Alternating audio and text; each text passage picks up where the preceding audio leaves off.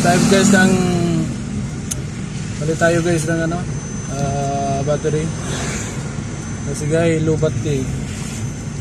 Galing tayo guys sa duty, kaya natin lubat yung battery.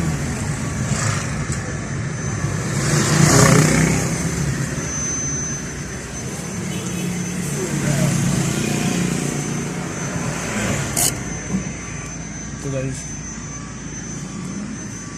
tanong tayo dyan guys sa Motolite kasi guys na ano siya ng ilang araw,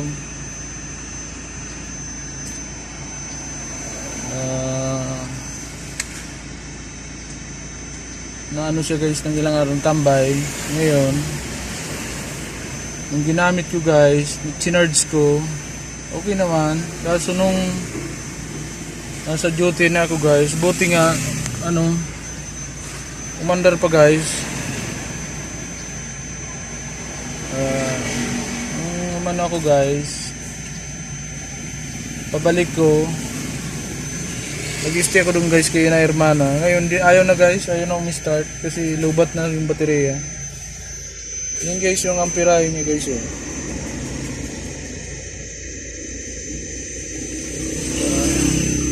Yan guys. Pag naka ano siya guys, aircon, yung ibukas yung ilaw. Yan guys, so bagsak siya oh, bagsak.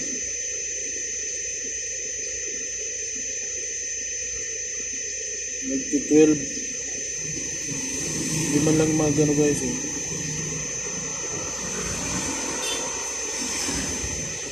Ayan guys,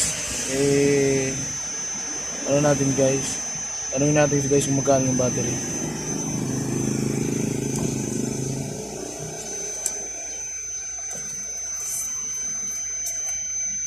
Guys, yun na guys, bali battery na talaga guys yung ano niya, problema kasi hindi na tayo guys naka vlog doon sa bilihan kasi guys ang lakas ng ulan. Ngayon guys andito na tayo sa bahay,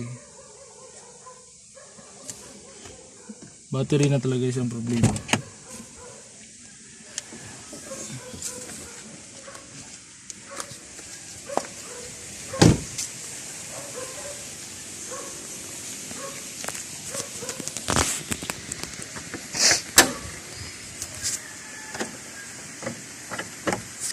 Yan guys, yan, bagong battery na guys. Nasa 5.1 guys yung presyo niya. Palit na yung kunya natin guys, yung dating battery. Ang battery kasi niyan guys dati NS40, ngayon guys ano na to, 1SM. Sakto na siya guys sa ano niya, casing niya.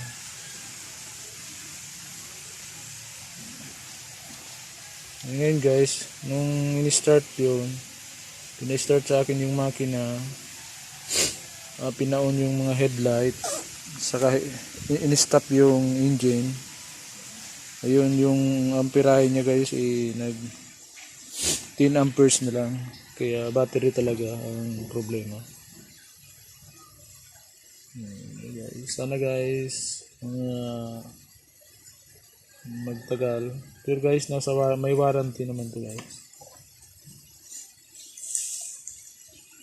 Sige guys.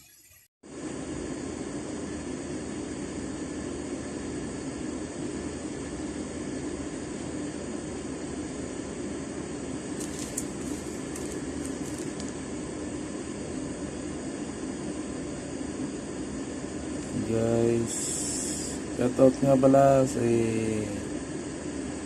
Algas Pavilion Marketing. Nag-purchase tayo guys ng bagong battery kasi guys mag-Hondas Babiyahe tayo ng malayo. Medyo humina guys yung battery natin. Motolite ang ginawa natin guys para shoutout nga pala sa Motolite. Baka naman dyan naka-warranty ano tayo guys, certificate.